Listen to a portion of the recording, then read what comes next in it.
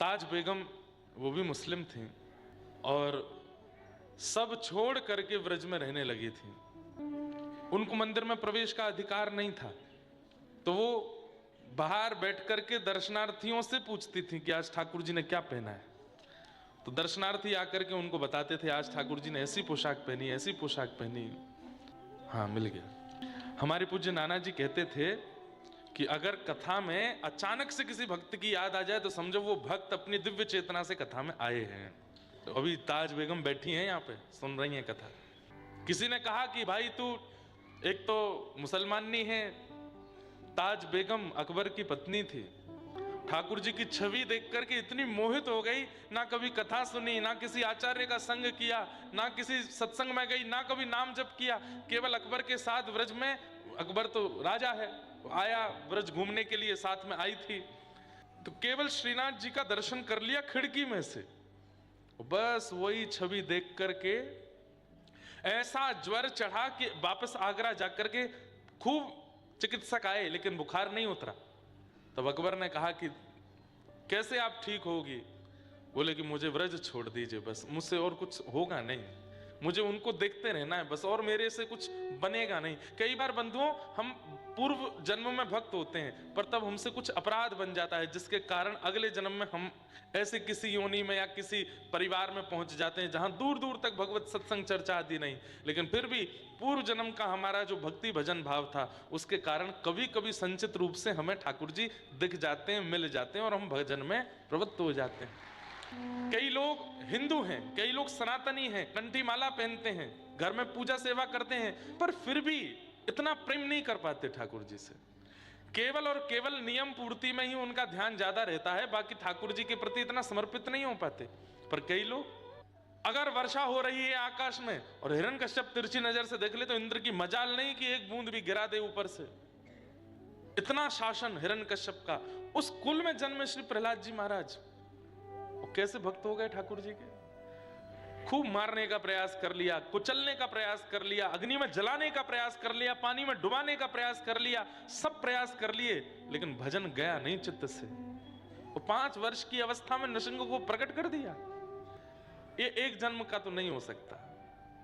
बहुत कम उम्र में देखो, युवाओं, कई वृद्ध लोग कहेंगे कि युवाओं की इतनी प्रशंसा क्यों होती है, वो भक्ति कथा आदि सुनने लगते हैं तो उनकी इतनी प्रशंसा क्यों होती है? क्यों? क्योंकि वो बहुत कम उम्र में इतना भजन भाव कथा आदि सब श्रवण कर रहे हैं। अब बोलना तो नहीं चाहिए, परसों एक लाली आई, मिली हमको बाहर, बोली महाराज जी मेरे बोर्ड के एग्जाम में फिर भी भाग के आई हूँ कथा सुनने के लिए। मैंने कि लाली तेरे घर वाले पकड़ लेंगे, मुझे फेल है गई तो। नहीं महाराज जी, एक पेपर में अगर री एग्जाम भी देना पड़े तो दे दूंगी, लेकिन एक बार कथा सुनना तो है। आप नैमिषारण्य आए हैं, मेरा घर यहाँ से दूर तो बहुत है, पर एग्जाम है, मैं दे लूंगी जाके, पर मुझे था एक बार कथा सुनूं, दर्शन कर लूं। और इतनी उत्सुक, चलते चलते गिर गई थी। तो युवाओं को ऐसे में देखता हूं ना तो मैं रुकता नहीं, मैं मिलता नहीं ज्यादा, क्योंकि मुझे वो अच्छा नहीं लगता कि मैं अपनी ज्यादा फोटो खिंचाऊं, पुजवाऊं खुद को। अब भाई मैं बिचौलिया हूं, आपको उनसे संबंध करावे आया हूं, मुंह संबंध मत बनाइए। बिचौलिया तो अच्छे परिवारों को मिलाता है। आप सुदृढ़ परिवार हो, ठाकुर जी सुदृढ़ वर हैं आपके लिए, मेरा काम मिलाना है। तो पर बिचौलिया ही छोरा के काजे छोरी देखे गए हो, खुद ही ब्याह करे आए हो, तो कैसो बिचौलिया? हम तो बिचौलिया, इसलिए हम जल्दी जल्दी पहुंच जाते हैं कमरा में, चुपचाप बैठ जाते हैं भीतर। ठाकुर जी के संग लो ना सेल्फी। सूरदास जी ने किसी के संग सेल्फी नहीं ली, ठाकुर जी के संग सेल्फी है उनकी। मीराबाई की ठाकुर जी के संग सेल्फी है, करमेती बाई, जना बाई और ये ताज बेगम, इनके कहीं भी चित्र देखोगे, सोशल मीडिया पे भी निकालोगे तो इनके संग ठाकुर जी का चित्र होगा। इसका मतलब क्या है? ठाकुर जी के संग चित्र है इनका, हमारे संग चित्र लेके क्या होगा? कुछ नहीं। ठाकुर जी के संग चित्र आवे आपका, और आप ना खींचो, ऐसे कर्म कर जाओ कि पूरी दुनिया आपको ठाकुर जी के नाम से ही जाने। आज किसी लाली का नाम, किसी बालिका का नाम, किसी स्त्री का नाम मीरा होता है, तो मीरा वो नाम बताती मेरा नाम मीरा, उसका चिंतन ही नहीं होता, तुरंत गोपाल की मीरा का स्मरण हो जाता है। कोई अपना नाम भगवत संबंधी बताता है सब ब्रज में ताज बेगम को गोपिका बोलते थे, उसका नाम ही निकनेम पड़ गया था ब्रज में, गोपिका। सब गोपिका कह के बुलाते। तो मंदिर के बाहर बैठ जाती, अंदर जाने को उनको अनुमति नहीं थी। तो आने वाले दर्शनार्थियों से पूछती, आज ठाकुर जी ने क्या पहना है, कैसा सिर पे मुकुट है, कैसे कानों में कुंडल है, सब बताते। तो ताज बेगम अब धीरे धीरे अपनी भक्ति में वर्धन कैसे कर रही है, सुबह उठ के स्नान ध्यान करके विचार करती है, आज ठाकुर जी ने नीली पोशाक पहनी होगी, नीली पोशाक पर मोतियों की माला होगी, आज सिर पर ठाकुर जी ने कूल्हे धारण किया होगा, नहीं मुकुट पहना होगा, नहीं पाग पहनी होगी, और पाग ऐसे वर्ण की होगी, उस पाग पर ऐसा सिरपेच होगा, उस पे ऊपर ऐसी माला होगी, कानों में मकराकृत कुंडल होंगे, आज ठाकुर जी ने गुलाब का इत्र धारण किया होगा। पहले ही सोच के जाती है और मंदिर के बाहर जाकर के खड़ी हो जाती है, कांपने लगती है, कहीं मैंने जो सोचा वैसे नहीं हुए तो। भीतर से दर्शनार्थी आते हैं तो ताज बेगम पीछे दौड़ती है, कैसे हैं आज ठाकुर जी, नेत्र बंद करके बस घबरा रही है, कहीं ये विपरीत ना बता दें। जैसे ही सामने वाला बोलता, आज तो ठाकुर जी ने नीली पोशाक पहनी है, मोतिन की माला पहनी है, सिर पर पाग पहना है, ऐसा सिरपेच है, मकराकृत कुंडल है, और आज ठाकुर जी की इत्र फुआ प्रसादी मिली, गुलाब का इत्र धारण किया है। सुनते ही ताज बेगम वहीं नृत्य करने लगती, वहीं नाचने लग जाती और नृत्य करके आनंदित हो जाती। मुझे मंदिर जाने की आवश्यकता नहीं है, क्यों, मेरे ठाकुर मेरे चित्त में आके मुझे बता जाते हैं कि आज क्या पहन रहे हैं। ऐसी ताज बेगम। ताज बेगम कभी मंदिरों में नहीं गई, व्रजमंडल में यमुना तट पर एक कुटिया बना के रहती थी। होली के दिन थे, यही दिन चल रहे थे जो अभी चल रहे हैं, होली के दिन चल रहे थे, और ताज बेगम रोज अपनी कुटिया से निकलती और जब ब्रजमंडल में होली खेलते हुए सब ब्रजवासियों को देखती तो बस वो यही खोजती रहती कि सब रंग डाल रहे हैं, श्याम सुंदर कब रंग डालेंगे।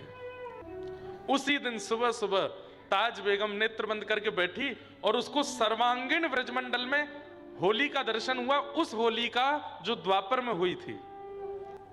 ताज बेगम को क्या दिख रहा है, इधर से सब गोपियां आ रही हैं, गोपियों के समूह के बीच में यशोदा मैया, इधर से सब ग्वाला आ रहे हैं, ग्वालाओं के समूह के बीच में श्री नंद बाबा, यहाँ से सब सखियों की टोलियों के बीच में श्री किशोरी जी आ रही हैं, गोपियां ऐसे नाच रही हैं, रंग उड़ा रही हैं, पिचकारी चला रही हैं, गुलाल डाल रही हैं, सब दिखे, गैया दिखी, गोपी दिखे, ग्वाला दिखे, नंदरानी दिखी, नंद बाबा दिखे, वृषभानु बाबा दिखे, कीर्ति मैया दिखी, राधा रानी भी दिख गई, ठाकुर जी नहीं दिखे। लिखती जा रही हैं, वो आज भी धमार का पद पुष्टि मार्गीय परंपरा में ये अंतिम पद था ताज बेगम का, आज भी वो पद गाया जाता है। जैसे ही कपाट खुलते हैं, ठाकुर जी गाल पर गुलाल लगता है श्रीनाथ जी में, यही पद गाते हैं धमार का, इसका ताज बेगम का। गुसाई जी की शिष्या थी विठलनाथ जी की, तो लिखती गई, ठाकुर जी नहीं दिखे। इतने में ही क्या देखती है कि एक अद्भुत समूह सखाओं का आ रहा है और व्याकुल हो रही है।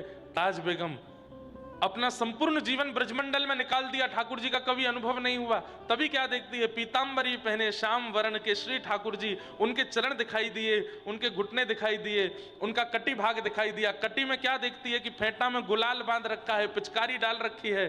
थोड़ी ऊपर आई तो यहाँ उदर दिखा, वक्ष दिखा, ग्रीवा दिखी, और जैसे ही ठोड़ी पर पहुंची तुरंत ताज बेगम के प्राण चले गए, मुख नहीं देख पाए, वहीं प्राण चले गए।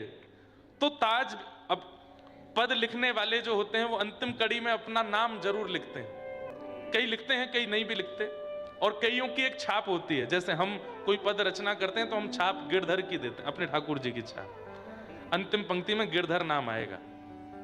एकमात्र राधा रमणम हरे हरे है, उसमें इंद्रेश नाम है, वो नाम भी पूज्य मलुक पीठ वाले महाराज जी ने लिखा, हमने नहीं लिखा। वो अंतिम पंक्ति जो है वो उनकी रचना है, बाकी पूरा पद हमने लिखा। तो महाराज जी को दिखाया, महाराज जी ये पद राधा रमन जी को अर्पित कर रहे हैं, तो महाराज जी बोले हम कुछ लिख दें, मैंने लिखो। तब गोप सुवेशम दास इंद्रेशम राधा रमणम हरे हरे महाराज जी ने लिखा। नहीं तो जितने भी पद हैं उनमें गिरधर नाम।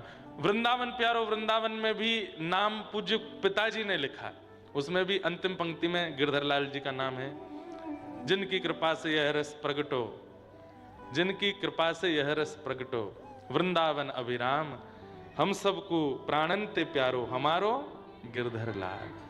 तो गिरधर हमारे लाल जी का ही नाम से छाप होती। तो ताज बेगम ताज लिखती थी अपने सारे पदों में। तो लिखते लिखते अंतिम पंक्ति रह गई, उससे पहले प्राण निकल गए। और उस समय के काल में संपूर्ण वृंदावन ने सुना, आकाश में एक विचित्र सी काली घटा आई और उस काली घटा में स्वर लहरियां प्रकट होने लगी, तरंगें प्रकट होने लगी।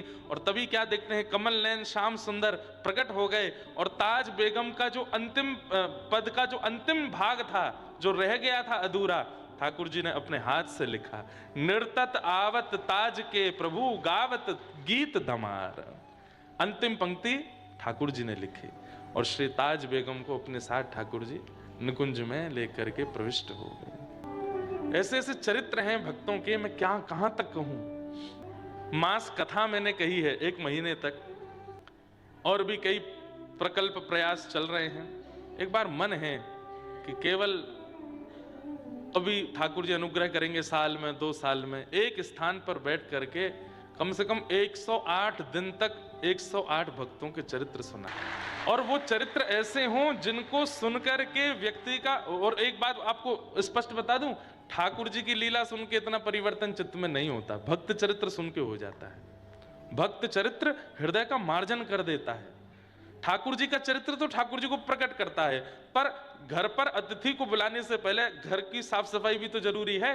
तो घर की साफ सफाई तो भक्त चरित्र करते हैं। हृदय की जो मार्जन स्थिति है उसको, हृदय के उपस्थित स्थान कहाँ ठाकुर जी बैठेंगे, कहाँ पाएंगे, कहाँ डोलेंगे, हृदय की इतनी स्थिति तो भक्त चरित्र ही करते हैं। कई जगह आपने देखा होगा कि माताएं थाल पीटती हैं, जब वो बेलन से बजाएंगी उसको। ये कहाँ की परंपरा है? कोई शास्त्र में वर्णन तो है नहीं इसका। इसका वर्णन यही है, अवाद्यंत विचित्राणी, विचित्र वाद्य बजाए गए। जब ठाकुर जी का जन्म हुआ, माताएं बहनें सोची कहाँ ढोल नगाड़े वालों को बुलाने जाएंगे क्या? जो घर में रखे हैं बर्तन उन्हीं को ही बजाओ, उन्हीं से ही बजा बजा करके नंद घर आनंद भयो, जय कन्हैया लाल की, उत्सव मनाओ सब लोग। बालक अपना मुंह खोल करके अपने गाल बजा रहे हैं, विचित्र विचित्र आवाज मुख से निकाल रहे हैं, हाथ को शंख बना करके उससे विचित्र आवाज निकाल रहे हैं। कोई बहुत तगड़ा बिल्कुल लंबोदर दिख जाए तो कहो देख ढोल आयो, यही बजाओ। उसी के पेट पर ही कुछ बजा रहे हैं, नंद घर आनंद भयो, जय कन्हैया लाल की, यशोदा के लाला भयो।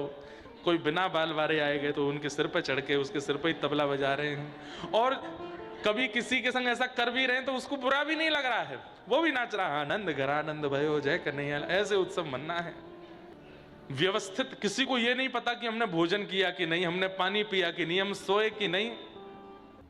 आचार्य चरण कहते हैं कि भक्ति मार्ग में सबसे पहली, अब देखो परीक्षाएं तो हर स्थिति में आती हैं, हर परिस्थिति में आती हैं, भक्ति मार्ग में भी परीक्षाएं होती हैं।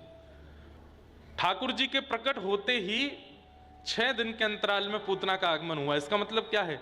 हम सब भक्ति मार्ग पर जब आते हैं, ठाकुर जी चित्त में आते हैं, तब भी पूतना आती है। पर पूतना का रूप क्या है? पूतना का स्वरूप क्या है? अपवित्रता। पूत यानी पवित्र ना माने जो नहीं है, वो पूतना है। अपवित्र विचार, अपवित्र स्वभाव, अपवित्र क्रिया, ये सब भक्ति मार्ग में पूतना का स्वरूप है। माला जपते हैं, कथा सुनते हैं, परिक्रमा करते हैं, लेकिन एकांत में बैठ करके अपवित्र विचार आ रहा है चित्त में, तो इसका मतलब पूतना का आक्रमण हो रहा है। कथा सुनते हैं, सत्संग करते हैं, लेकिन उसके बाद भी ईर्ष्या चित्त से नहीं जा रही है, दूसरे के प्रति प्रतिस्पर्धा की भावना नहीं जा रही है, तो इसका मतलब पूतना का आक्रमण है आपके चित्त पर। बंधुओं, भक्ति मार्ग शुद्ध करता है अंतःकरण को। यदि उसके बाद भी वही धूमिलता बनी हुई है तो रावण में और हम में अंतर क्या है? रोज अभिषेक करता है, रोज त्रिपुंड लगाता है, रोज शिव आराधन करता है, लेकिन उसके बाद भी चित्त पवित्र नहीं है, विचार पवित्र नहीं है, चरित्र पवित्र नहीं है। कल महाराज जी के पास बैठे थे तो महाराज जी ने एक ऋषि की चर्चा सुनाई। कौन से ऋषि थे महाराज जी? कुकुड अरे कुकुट। ऐसी अद्भुत चर्चा महाराज जी बता रहे कि जब पुलस्त ऋषि के वंशधर रावण का राज्याभिषेक होना था तो नैमिषारण्य से कुकुट ऋषि गए और उन्हीं को ही निवेदन किया गया कि आप ही इनके सिर पर मुकुट धारण करा के इनका राज्याभिषेक करो। तो कुकुट ऋषि कहते हैं कि इनका ही नहीं, यहां पर जितने पूर्व में जितने भी रावण हुए हैं, असंख्य रावणों को मैंने ही उनको यहां पर बिठा। रावण एक पदवी का नाम है, जो भी वहां बैठे उसका नाम रावण है। बोले मेरा सौभाग्य है कि इस बालक का भी मैं राज्याभिषेक कर रहा हूं। लेकिन तभी उन्होंने उनके मस्तिष्क रेखा को देख करके कहा, तुरंत मुकुट वापस रख दिया। तो पूछने लगे क्या बात है? बोले कि इस बालक में बड़े गुण हैं, ये बालक इस नगरी को इतना सुंदर बनाएगा कि देव लोग भी इसका दर्शन करके निहाल हो जाएंगे। ये बालक यहाँ के मार्गों का ऐसा निर्माण करेगा, चित्रशाला बनाएगा, आदि आदि करेगा। इतना कुछ अद्भुत बताया। सुन करके पुलस्त ऋषि खुश हो रहे थे, वाह वाह वाह, मेरा वंशधर इसका राजा बनेगा। और ये देखिए कितनी प्रशंसा कर रहे हैं कुकुट ऋषि इसकी।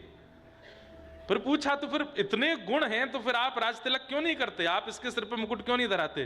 बोले चित्रशाला तो बनाएगा पर चरित्रशाला नहीं बना पाएगा, इसके अंदर चरित्र नहीं होगा, इसमें बाकी सारे गुण हैं। ये राज्य का ऐसा निर्माण करेगा, ये इतना अद्भुत बना देगा, लंका इतनी महिमावंत हो जाएगी, सब कुछ है इसके पास में, पर चरित्र नहीं है इसके पास। और चरित्र विहीन राजा का अगर राज तिलक हुआ तो पूरे नगर का बंटाधार, ये जितना सुंदर लंका को बनाएगा, एक समय आने पर वो सारी सुंदरता नष्ट हो जाएगी और ये पूरे नगर का विनाश हो जाएगा। इसलिए मैं इसका राज तिलक नहीं करूंगा। और कुकुट ऋषि नैमिषारण्य से ही गए, वापस आ गए नैमिषारण्य, नहीं किया उसका राज तिलक। फिर अन्य 5 ऋषियों ने जाकर के रावण का राज तिलक आदि किया और उनकी भविष्यवाणी सफल हुई। भले ही उसने लंका को अद्भुत बना दिया, लेकिन उस अद्भुत लंका को क्या स्थिति बनी? जला दिया, नष्ट कर दिया, धूमिल कर दिया। लंका का नाम सुनते ही राक्षसों की स्मृति आने लगी। वो ऋषि यहीं से गए थे वहां, कल महाराज जी बता रहे थे। तो त्रिपुंड लगाता था, रोज दिव्य दिव्य रचनाएं गा करके सुनाता था महादेव को, लेकिन चरित्र शुद्ध नहीं कर पाया। और मुझे कभी कभी ऐसा लगता है, मैं आपको अपने हृदय की बात कहूं, वास्तव में जो लोग कथा भी सुनते हैं, तिलक स्वरूप भी लगाते हैं, वैष्णव धर्म का पालन भी करते हैं, और कहीं ना कहीं विषय विषादों में भी पड़े रहते हैं, कहीं ना कहीं उस संसारी क्रियाकलापों में जिनकी रुचि रहती, दोनों तरफ पैर रख करके जो चलते हैं, उनका उद्धार नहीं हो पाता। ये दोनों तरफ पैर जो रख करके चलते हैं, उनका गिरना संभव है, निश्चित है।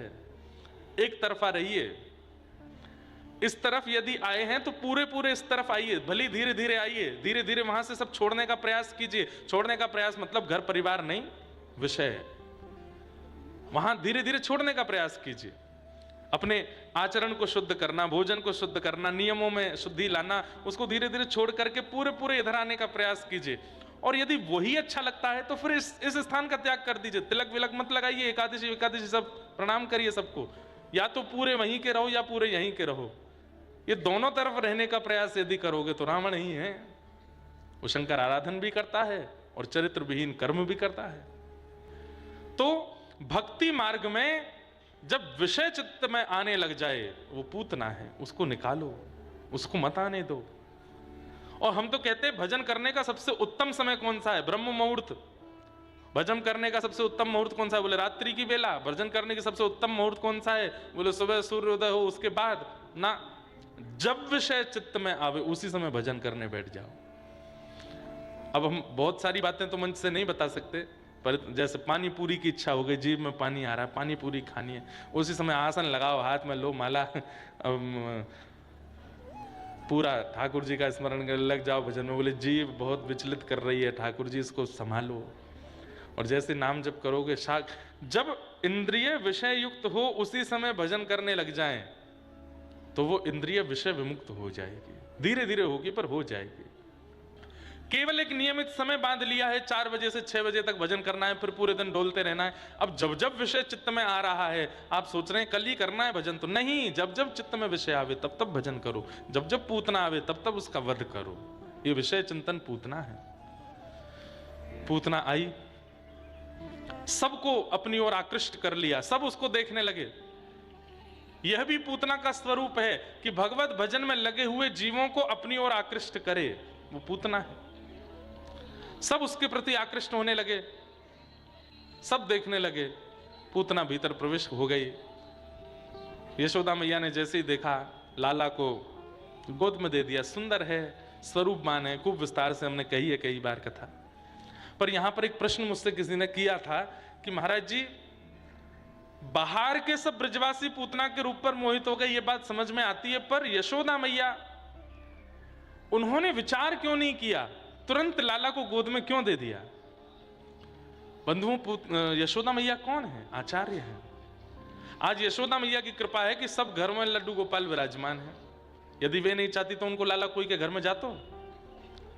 आपके घर में मुरली मनोहर ठाकुर जी बैठे हैं, आपके घर में शंख चक्र गदा पद्मधारी नारायण बैठे हैं, तो ये बिना आज्ञा के आ गए, क्योंकि बड़े लाला है ना, ये तो अपनी स्वेच्छा से आ सकते हैं। पर घर में लड्डू गोपाल जी विराजमान है, इसका मतलब क्या है? ये छोटो लाला बिना मैया की आज्ञा के तो नहीं आवेगो। यशोदा मैया की कृपा से आपके घर में विराजमान हुए हैं श्री लड्डू गोपाल जी। तो यशोदा मैया आचार्य है, उनकी कृपा से हमको सेवा मिली है। आचार्य से गलती कैसे हो सकती है?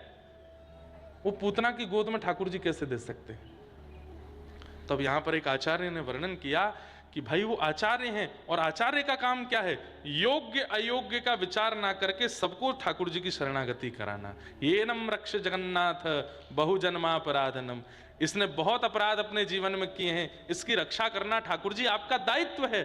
पूतना को आते ही यशोदा मैया जान तो गई है कि राक्षसी है, अंतरंग भाव से यशोदा मैया जान गई हैं, और ये भी जानती हैं कि मेरो लाला परमात्मा है। अब जीव इतना समीप आकर के भी ठाकुर जी की सन्निधि ग्रहण नहीं कर पाएगा तो कालांतर में लोगों के चित्त में अविश्वास हो जाएगा। बोले द्वार पे पहुंच के भी पूतना को ठाकुर जी के दर्शन नहीं हुए। नहीं, जीव के चित्त में विश्वास प्रकट हो कि ठाकुर जी के सामने कैसे भी स्थिति में पहुंचो, ठाकुर जी गोद में आ जाते हैं। इस भाव की पूर्णता के लिए यशोदा मैया ने जानते हुए भी ठाकुर जी गोद में दे दिए। पूतना की गोद में ठाकुर जी दे दिए। कुछ गोपियां आकर के यशोदा मैया को ले गईं।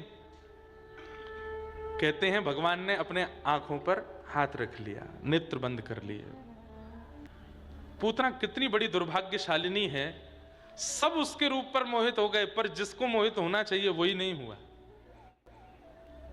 आपको पूरी दुनिया देखती है, पर आपकी पत्नी ही आपको नहीं देखती, आपके पति ही आपको नहीं देखते। कितना कष्ट रहेगा चित्त में। पूरी दुनिया आपके सामने नतमस्तक होती है, पर आपके माता पिता ही आपको स्नेह नहीं देते, कितना कष्ट होगा। पूरी दुनिया के माता पिता को आप प्रेम देते हो, लेकिन अपने माता पिता को प्रेम नहीं दोगे, कितना कष्ट होगा चित्त में।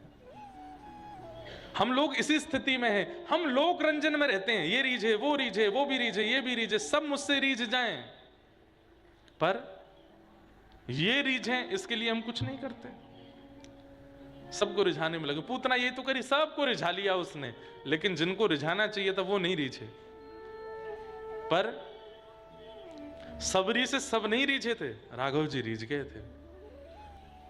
जनाबाई से सब नहीं रीझे थे, ठाकुर जी रीझ गए थे। हमारी स्थिति ऐसी बने, ठाकुर जी रीझ जाएं, फिर कोई रीझे नहीं रीझे, हमको क्या मतलब। मीराबाई की कई लोग अवहेलना कर देते थे, पर क्रिया ऐसी करो सब रीझे ना, ठाकुर जी रीझे, बस वो राजी रहें, वो प्रसन्न रहें, वो आपसे रीझे रहें। तो पूतना सबको रिझाती हुई आई, पर ठाकुर जी नहीं रीझे, नेत्र बंद कर लिए। अनेक भाव बताए जाते हैं ठाकुर जी ने नेत्र बंद क्यों किए। जैसे ही पूतना ने, इसके पीछे मुझे जो एक विशेष भाव लगता है वो ये कि पूतना अपने वास्तविक रूप में नहीं आई, इसलिए ठाकुर जी ने नेत्र बंद किए। आप जैसे हो वैसे ठाकुर जी के सन्मुख नहीं जाओगे तो ठाकुर जी नजर फेर लेंगे, ठाकुर जी नजर मूंद लेंगे।